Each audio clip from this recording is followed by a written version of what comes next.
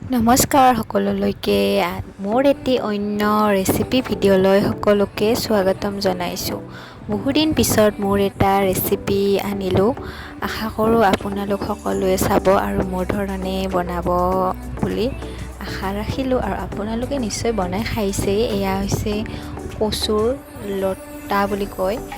এয়া মই ধুনীয়াকৈ কাটি বাছি লৈছোঁ, লৈ পিনে উহাই ল'লোঁ। উহাই লৈ এতিয়া ধুনীয়াকৈ থৈছোঁ, নিমখ পানীৰে উহাই ল'লোঁ। এয়া পিঁয়াজ জলকীয়া এইবিলাক দি কিনে লৰাই আছোঁ আৰু অকণমান ধুনীয়াকৈ ৰঙচুৱা হোৱালৈকে পিঁয়াজ বেছিকৈ দিছোঁ, অকণমান তেলো বেছিকৈ দিছোঁ। এনেকৈ অকণমান ৰঙচুৱা হোৱাৰ পিছত হালধি, জিৰাৰ গুড়ি, নিমখ এনেদৰে দিছোঁ আৰু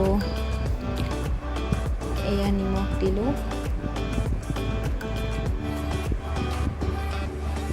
খুব বেছি ভাল লাগে, ৰুটিৰেও খাব পাৰি। আমি পিছে ভাতেৰেহে খাব বনাইছোঁ।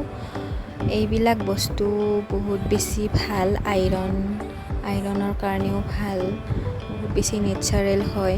এনেদৰে অকণমান নহৰু আৰু জলকীয়া পেষ্ট কৰিছিলোঁ, এনেকৈ তেলত দি দিলোঁ।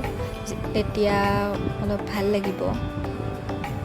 এনেদৰে হোৱাৰ পিছত অকণমানকৈ দি আছোঁ আৰু এনেদৰে অকণমান দি পিনে লৰাই ল'ব লাগিব।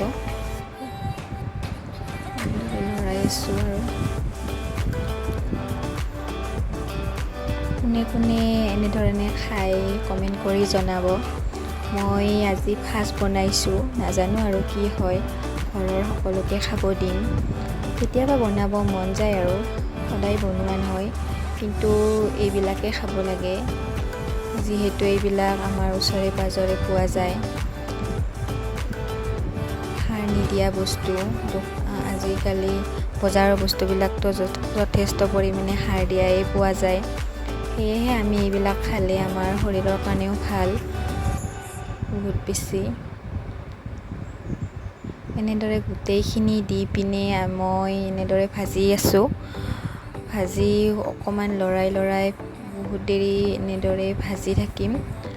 যেতিয়া 10-15 মিনিটমান নালাগে আৰু 5-6-7 মিনিটমান হোৱাৰ পিছত এনেদৰে ভাজি ল'লোঁ আৰু এনেদৰে ঢাকোনো দিলোঁ অকণমান সময়। এয়া আমাৰ ভাজি হৈ গ'ল। আজিলৈ বাই।